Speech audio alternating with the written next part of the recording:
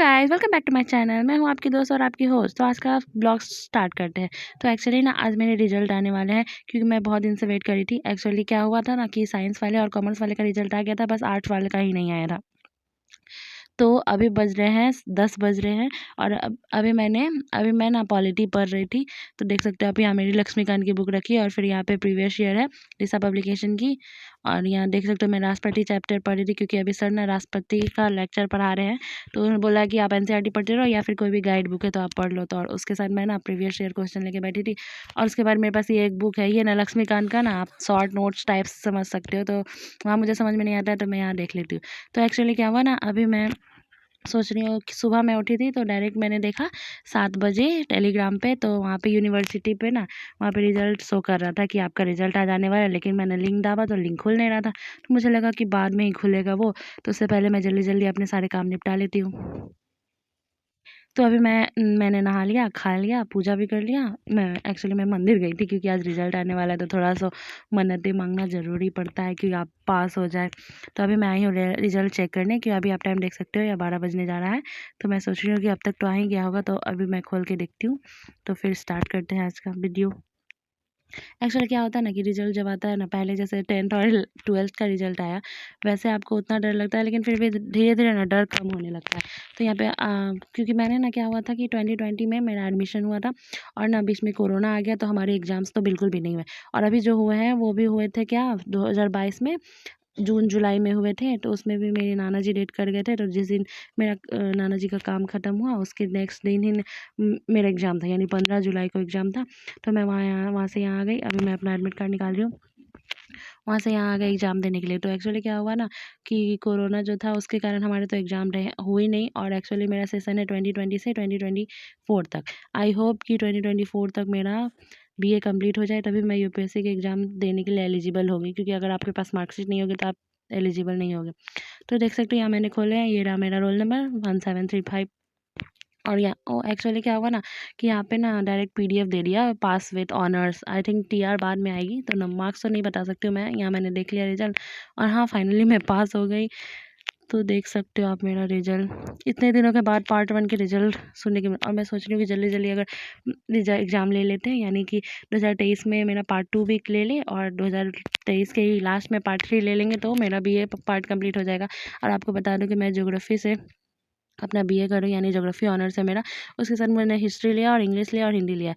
तो अभी एक्चुअली क्या हुआ ना, ज्योग्राफी में जो था ना वो आपको सेम ही चैप्टर पढ़ना था, यानी मेरा 12th आर्ट्स में जो था आपको वही चीज़ ही पढ़ना था। भूगोल विज्ञान, पृथ्वी के आंतरिक भाग, महाद्वीपीय विस्थापन सिद्धांत, ओरिजिनी। तो जो अभी आपको यूपीएससी में अगर आपने यूपीएससी का संकल्प बैच ज्वाइन कर रखा है तो आप देख सकते हो सर अभी स्टार्ट करेंगे पृथ्वी की आंतरिक स्थिति को पढ़ाना। तो वो सब जो था ना वो पहले पार्ट में आ चुका है। तो अब सेकंड पार्ट में जो है वो क्या आने वाला है, वो आपको आएगा क्लाइमेटोलॉजी, यानी जियोमॉर्फोलॉजी पहले पार्ट में आ गया और सर अभी जियोमॉर्फोलॉजी स्टार्ट किए। और अभी मेरा क्लाइमेटोलॉजी है और फिर क्लाइमेटोलॉजी और ओशनोग्राफी आने वाला। तो देख सकते हो ये पतली पतली सी बुक होती है जो मैंने बीए के लिए अपने पढ़ी है।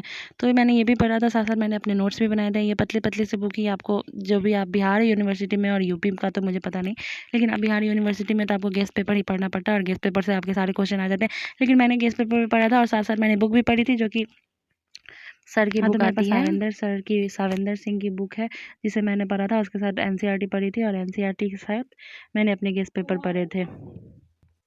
तो ये मैंने गेस्ट पेपर आप देख सकते हो, यहाँ पे वस्तुनिष्ठ प्रश्न है। उसके बाद वो और पांच पांच क्वेश्चन आंसर है, वो लिखने रहते हैं। और फिर ऑब्जेक्टिव था, क्योंकि ऑनर्स पेपर है ज्योग्राफी का, तो आपको पता है प्रैक्टिकल आते हैं। तो 40 मार्क्स से प्रैक्टिकल होंगे, यानी सॉरी 70 मार्क्स से मेरा पेपर में एग्जाम था और फिर प्रैक्टिकल भी था, मैंने प्रैक्टिकल भी दिया था। और आप एक ही सब्जेक्ट को प्रैक्टिकल के रूप में यहाँ देख सकते हो। अभी यहाँ पे ये क्लाइमेटोलॉजी है, जो कि आगे आपको सर पढ़ाएंगे। देख सकते हो आप यहाँ पे क्वेश्चन जलवायु विज्ञान, यानी अभी क्लाइमेटोलॉजी मुझे पढ़ना है, जो कि मैं वेट कर रही हूँ कि सर जब पढ़ाएंगे तभी मैं ऐसे मैंने कुछ कुछ पढ़ रखा है। तो यहाँ आप देख सकते हो मैंने कुछ कुछ पॉइंट हाईलाइटेड कर रखे हैं। ये सब अभी हमें पढ़ना है, जो हमें सर पढ़ाएंगे। तो मैं सोच रही हूँ अगर सर पढ़ा देते हैं तो और भी अच्छा है, क्योंकि अगर उस टाइम ये क्लास आई रहती तो मुझे बहुत बेनिफिट हो जाता। लेकिन उस टाइम तो ये क्लास ही नहीं। मैं भी सोच रही थी कौन कैसे कॉलेज में नाम लिखा लिया है कि जहाँ मुझे पढ़ाई बिल्कुल भी नहीं होती है वहाँ पर। आपको पता है बिहार में कहीं भी पढ़ाई नहीं होती, ऐसा कॉलेज भी नहीं। एक्चुअली मैंने ना बीएचयू का फॉर्म भरा था, यानी 2020 में तो मेरा 2020 में 12 कंप्लीट हो गया था, तो मैंने सोचा कि बीएचयू का क्यों ना फॉर्म भर दूँ।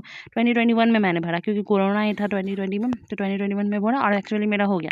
तो बट क्या हुआ ना, वो आपको मेन कैंपस नहीं मिला, वहाँ मुझे वो एक्स्ट्रा जो कैंपस आते हैं ना, वो बहुत ज़्यादा हाई प्राइसेस की थी, तो मुझे आ गया था, काउंसलिंग भी मेरा हो गया था बट मैं गई नहीं। वेरी सैड, मुझे बाद में बहुत अफसोस हो रहा था, लेकिन फिर भी नहीं जाने का मेरे पास रीज़न था कि एक तो जाते अगर और तो आप वहाँ भी यहाँ देख सकते हो आप मेरा मैंने नोट्स हैंड रिटेन नोट्स बना के रखे हैं। जलवायु विज्ञान क्या है, जीव भूगोल क्या है, फिर ये देखो अभी आपके सर यही पढ़ा रहे हैं ना, पृथ्वी की उत्पत्ति कैसे धन, ओजोइक, फेनरोजोइक, पेलियोजोइक, मोनोजोइक, सेनोजोइक, प्लेस्टोसीन युग, होलोसीन युग। तो आप देख सकते हो मेरे नोट्स यहाँ पे हैं, तो आधा मैंने पढ़ लिखा है, तो उतना डिफ़िकल्ट नहीं हो रहा है सर के साथ अभी लेक्चर लेने में।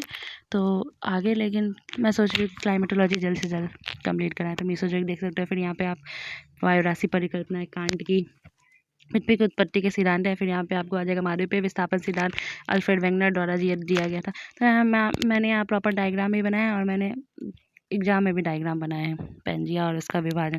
तो एक्चुअली क्या हुआ था ना, बीएचयू में मेरा एडमिशन नहीं हुआ, और नहीं जाने का मेरा ये कारण था क्या कि मैंने यहाँ एडमिशन करवा लिया था, और मुझे अगर वहाँ एडमिशन लेना पड़ता तो मुझे यहाँ से टीसी निकालना पड़ता कॉलेज से, और फिर जाना पड़ता वहाँ, और वहाँ पे भी पैसे लग रहे थे, और यहाँ पे मेरे पैसे नहीं लगे। यानी आप बता सकते हो आपको 10 रुपीज़ में ही यहाँ पे मेरा एडमिशन हुआ है बीए में। और आपको बता दूँ कि बिहार में लड़कियों के लिए फ्री ऑफ कॉस्ट है एजुकेशन, तो यहाँ पे मुझे प्राइस उतना नहीं लगा। और साथ साथ आपको ये भी पता है कि अगर आप बीए पास कर लेते हो बिहार में और आप गर्ल हो तो आपको 50,000 रुपीज़ में मिलते हैं। तो मेन कारण तो यही था मेरा वहाँ नहीं जाने का, लेकिन एक्चुअली मुझे जाना चाहिए क्योंकि मुझे और नई नई चीज़ें सीखनी थी।